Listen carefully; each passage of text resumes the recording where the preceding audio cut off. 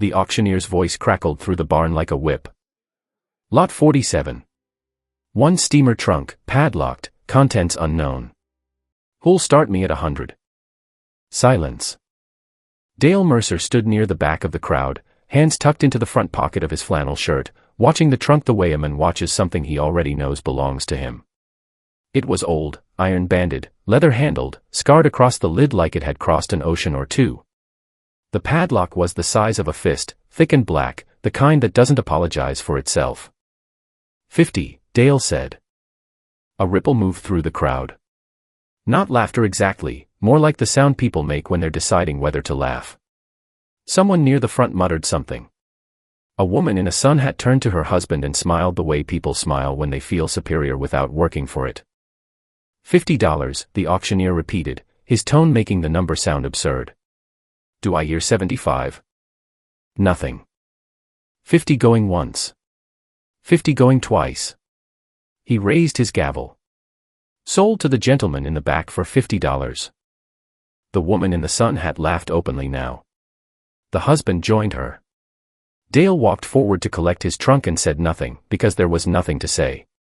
He'd learned a long time ago that the people laughing at an auction are usually the people who go home empty-handed. Dale was 61 years old, recently retired from 32 years of pipe fitting, and he spent his weekends the way some men spend their vacations, driving the back roads of rural Pennsylvania, stopping at estate sales, church rummages, and farm auctions.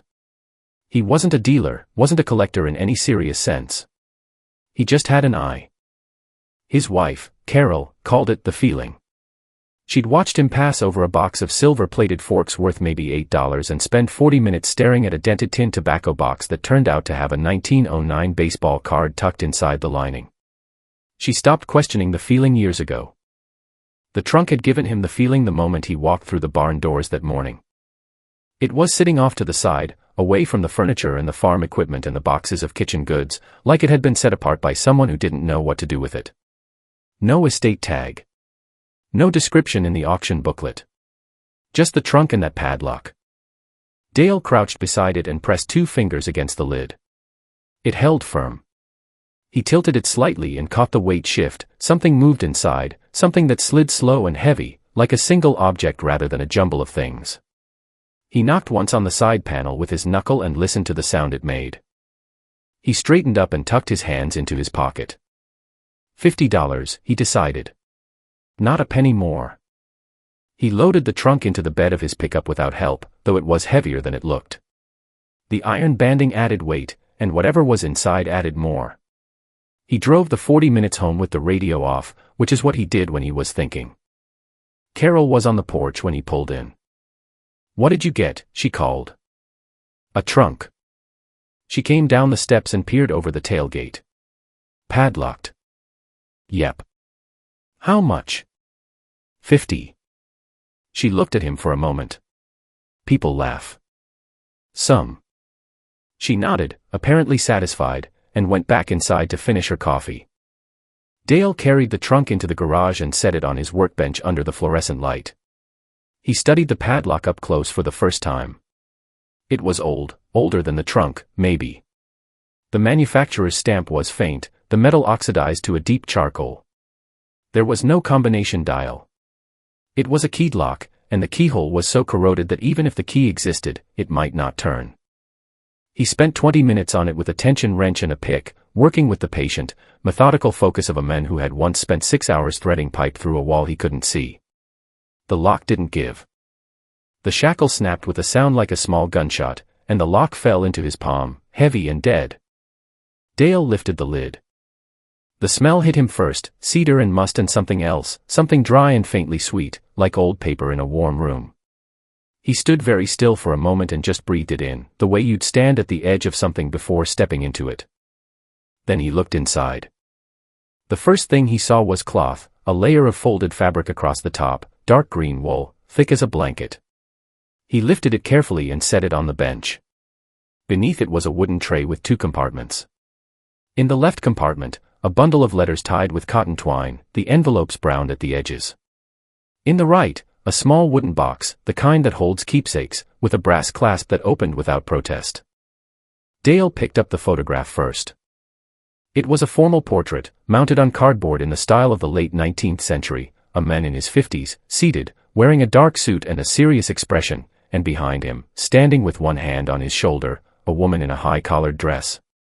On the back, in ink that had faded to a pale rust, Thomas and Edna Hargrove, 1891. He set the photograph down and picked up the watch. Gold case, hinged front cover. He pressed the crown and the cover sprang open. The face was cream-colored, the numerals Roman, the hands stopped at 417. On the inside of the cover, an engraving, to th, time is the only gift that matters. E. He held the watch for a long moment, turning it in the light. Then he lifted the tray out entirely and looked at what lay beneath it. There were 11 journals, leather-bound, arranged in a single layer across the bottom of the trunk. Each was labeled on the spine with a year in black ink, running from 1887 to 1903. Beside the journals, wrapped in a cloth, was a leather portfolio tied with a cord. Inside the portfolio were architectural drawings, detailed, precise, hand-drafted plans for what appeared to be a substantial house. Dale had no way to know the drawing's significance that night. He sat on a stool in his garage until midnight, reading the first journal. Thomas Hargrove, he learned, had been a civil engineer in Pittsburgh who moved his family to western Pennsylvania in 1887 to build a house of his own design. The journal described the land, the excavation, the neighbors, the seasons, and the life inside the house as it slowly rose from the ground. The writing was plain and careful. It was the writing of a man who believed that things were worth recording. Dale closed the journal and sat quietly for a while. He spent 2 weeks doing what he always did when the feeling led somewhere real. He followed the trail. A local historical society. An online archive of Pennsylvania property records. A genealogy database. It didn't take long. The Hargrove house still stood, or what remained of it, on a rural route outside a small town 30 miles away. It had passed through several owners, fallen into disrepair, and was currently in the possession of an estate whose heirs were scattered across 3 states and had never agreed on what to do with it. Thomas and Edna Hargrove had one child, a daughter named Margaret, who had married and moved to Ohio in 1911.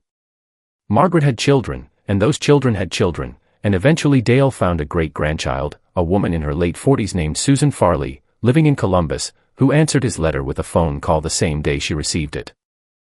"My grandmother talked about a trunk," Susan said. "Her mother's trunk. It was supposed to go to family, but no one knows what happened to it after the house was sold the last time." Her voice was careful, the way voices get when people are trying not to want something too much. "What's in it?" Dale told her. There was a long silence. "The watch," Susan said finally. "Is there an engraving inside the cover?" She was quiet for so long he thought the call had dropped.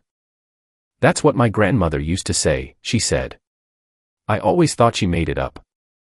Dale drove to Columbus on a Saturday in early October with the trunk in the bed of his truck, the padlock replaced with a simple latch so Susan could open it herself. He didn't ask for anything. He'd paid $50 for a padlocked trunk at an auction where people laughed, and what he'd gotten for it was the thing the feeling always promised but rarely delivered so completely, the satisfaction of understanding what something was worth when no one else could see it. Susan met him in her driveway.